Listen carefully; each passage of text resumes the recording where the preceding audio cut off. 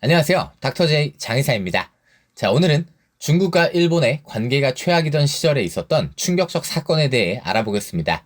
2004년 중국 상하이 주재 일본 총영사관에서 근무하던 일본인 직원이 스스로 세상을 떠나는 극단적 선택을 했습니다. 그렇다면 왜 그런 선택을 했을까요? 결론적으로는 협박을 당했기 때문입니다. 이 문제가 해결되지 않아 이후 야마사키 다쿠 전 일본 자민당 총재가 중국 방문을 취소하기도 했고, 안 그래도 양국은 영토 분쟁도 있는 데다가 당시 자민당의 야스쿠니 신사 참배로도 서로 비난을 하던 판이라 상황은 심각했죠. 자, 이름이 공개되지 않은 이 일본 외교관은 2002년 초 중국 영사관에 부임하여 해외 공관과 일본 외무성 사이의 전문을 담당하는 전신관을 맡았습니다. 이 전신관은 동아시아에서 정치적으로 일본에게 가장 중요한 국가라고 할 수 있는 중국에서 본국으로 가는 문서를 확인할 수 있는 위치라고 볼 수 있기 때문에 급수나 이런 걸 떠나 정말 중요한 자리라고 볼 수 있습니다. 문제는 이 외교관이 중국 현지에서 아가씨가 나오는 노래주점을 평소 들락날락 했는데 거기서 사귄 여 종업원과 깊은 관계에 빠졌기 때문입니다.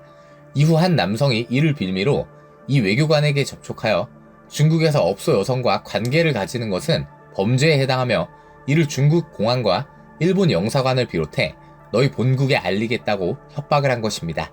이 외교관의 유서에 따르면 그는 중국 공안 당국의 요원이었고 그가 입막음을 위해 요구한 것은 영사관에서 일본 본국으로 가는 문서나 영사관의 정보를 제공하라는 것이었습니다. 당연히 이를 따른다면 어느 나라 법이나 윤리적 관점에서도 불법이며 간첩행위고 자신의 나라를 배신하는 행위입니다. 여러분 아시는 분 아시겠지만 미국이나 중국같이 외교적으로 파워있고 중요한 나라에 배속된 사람은 일반적으로 엘리트들입니다. 당연히 그 일본 외교관으로서는 부적절한 처신이었기 때문에 그런 상황에 처해 있다는 것이 밝혀지는 것만으로도 문제가 될 수 있습니다. 때문에 유서를 보면 인간적으로 상당히 고심을 했던 것으로 보입니다. 그러나 결국 일본 외교관은 이 협박을 거절하고 본인 스스로 세상을 떠나는 선택을 했습니다. 당연히 일본 본국은 난리가 났고 진상조사 과정에서 그의 유서에는 그 상황에 대한 상세한 설명이 있었는데 매춘 혐의로 회유와 협박을 받았다고 기록되어 있었고 그 중국 정보기관 요원은 일본 영사관 근무자들의 출신과 정보를 요구했고 중요한 기밀 문서에 대한 요구까지 한 것으로 나와 있습니다. 또 유서의 마지막 내용은 내가 통신 담당인 것을 알고 있는 이상 분명히 시스템에 관한 정보를 요구할 것이다. 내일 오후 다시 만나기로 했는데 만난다면 내가 일본을 배신할 가능성이 있다. 인사 이동이 결정되어 협박이 끝나기를 기대하고 있었지만 일본을 배신하지 않으면 중국에서 출국하지 못할 것으로 보고 이 길을 선택한다. 즉 그는 난 일본을 배신할 수는 없다 라는 유서를 남기고 떠난 것입니다. 사실 비난을 받아야 하는 사람이긴 하지만 최소한 외교관이라는 막중한 업무를 수행하며 국가와 국민에 대한 자신의 마지막 양심을 지켰다고 볼 수 있죠. 이 사건이 일파만파 커지고 일본 정부가 강력 항의하고 일본 내부에서도 중국에 대한 비난의 여론이 커지자 중국 정부는 직접 성명을 발표하고 이는 일본 정부의 날조이며 중국 정보기관은 절대 그런 일에 관여한 적이 없다고 강력하게 입장을 표명했습니다. 여러분 물론 일본 기관이 무슨 그 여성이나 외교관에게 접근한 남자를 수사하거나 할 권한 자체가 없기에 100% 객관적인 사실이 증명된 것은 아닙니다. 그러나 이건 100% 사실이라고 저는 생각합니다. 왜냐? 미인계나 약 등을 써서 특정 인물의 약점을 잡는 것은 공산국가들이 과거부터 자주 해오던 수법이고 특히 소련의 정보기관 KGB의 단골 수법으로 유명하죠. 또한 그 외교관과 부적절한 관계에 있던 여성은 공안에 체포되었다가 금방 풀려난 것으로 밝혀졌고 중국은 빠르게 이 사건을 묻었습니다. 여러분 이 사건은 정말 중요합니다. 당연히 국가의 기밀을 접하는 특정 인물의 범죄는 일반적인 범죄같이 단순히 그 사람을 단죄한다고 해서 끝나는 게 아닙니다. 절대로 돌이킬 수 없는 결과로 이어지는 경우가 많기 때문입니다. 이 외교관 유서의 마지막 말, 난 나라를 팔 수 없다. 일본을 배신하지 않고서 중국을 나갈 수 없다면 나는 죽음을 택하겠다. 저는 솔직히 깊은 감명을 받았습니다. 여러분 대한민국에서도 비슷한 사건이 있었다는 거 아시나요? 대한민국 외교부 최악의 흑역사라고 볼 수 있는 사건이 하나 있는데 2010년 상하이 주재 한국 총영사관 영사들과 직원들까지 여러 명이 관련된 사건으로 현직 영사들이 중국인 여성 덩신밍이라는 여자와 분가분가를 하고 그 사진까지 공개된 것입니다. 문제는 덩신밍이라는 여자는 30대의 유부녀였고 심지어 이 덩신밍의 남편은 한국인이었습니다. 즉 관계 자체가 불륜이라는 거죠. 여러분, 이 덩신밍이 여러 명의 영사나 영사관 직원들과 부적절한 관계였고 이를 알게 된 영사관 직원들끼리 격분하여 주먹다짐까지 했다면 여러분 믿으시겠습니까? 근데 그게 사실이었습니다. 문제는 그녀가 한국 영사관 직원들을 농락하면서 이명박 정부 당시에 집권 여당과 관료들 등 200여 명 이상의 연락처를 비롯해 각종 정보들이 노출되었고 그녀가 이것들을 수집했다는 사실이 밝혀졌다는 것입니다. 또한 당시 문화일보의 보도에 따르면 외교통상부 인사 관련 문서와 영사관의 비자 발급 관련 자료까지 빼간 것으로 밝혀졌죠. 이게 당시 그녀와 김정기 영사의 사진인데 어떤가요? 남자들이 그렇게 환장할 미모가 맞나요?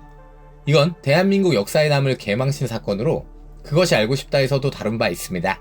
이 덩신밍이 정확히 중국 쪽 스파이냐 아니냐 이건 밝혀지지 않았습니다. 당시 대한민국 정부에서도 너무나 엄청난 사건이라 묻었다는 말이 나올 정도였죠.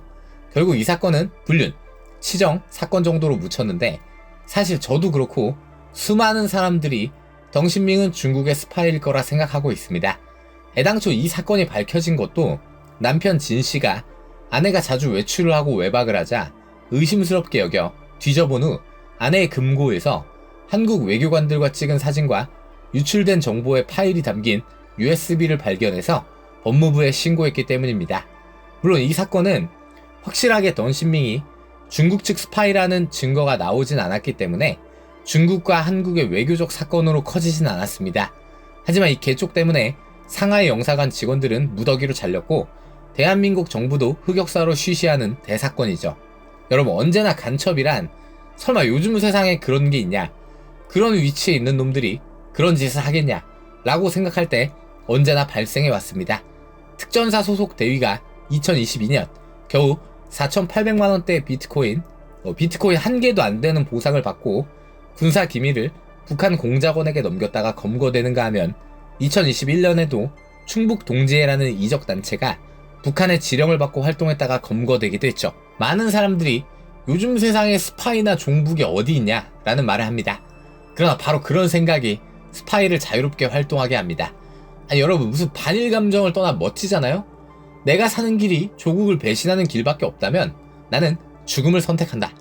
이게 일본 외교관의 입장인데 우리는 이 상하이 한국 영사 분가분가 스캔들에 대해 사표를 받고 쫓아냈을 뿐 처벌도 하지 않았습니다. 불륜뿐 아니라 중요한 정보가 넘어간 정황도 틀림없이 있었는데도 말입니다. 심지어 당시는 간통죄도 아직 있었을 때입니다. 여러분, 중국이라는 나라는 우리의 상식으로 생각할 수 없는 나라입니다. 별의별 기발한 방법으로 자국의 이익을 위해서는 수단과 방법을 가리지 않죠. 외교관이란 기본적으로 그 나라의 얼굴입니다. 영사관, 대사관 직원은 그 나라를 대표해서 타국에 상주하는 정말 중요한 사람들이란 말이죠. 장교 또한 국제신사라는 말이 붙을 정도로 동서양 가릴 거 없이 명예로운 직이고 가장 확실한 신분을 보장받는 사람들입니다. 국가의 안보는 기본적으로 자국의 기밀과 정보를 활용하고 지키는 데에서 출발합니다. 그 국가의 얼굴들이 타국으로 가서 여자랑 놀고 기밀을 누설하고 아무 처벌도 받지 않으니 이것을 어찌 정상적인 국가라 하겠습니까? 타국과 직접 접촉하는 외교관은 군인과는 다른 의미에서, 아니 오히려 더 넓은 의미에서 최전선에 나가 있는 사람이라 할 수 있습니다. 나는 조국을 배신할 수 없다고 말했던 일본의 외교관처럼 국가를 우선하는 사람이 조국의 얼굴이 되기를 진심으로 바랍니다.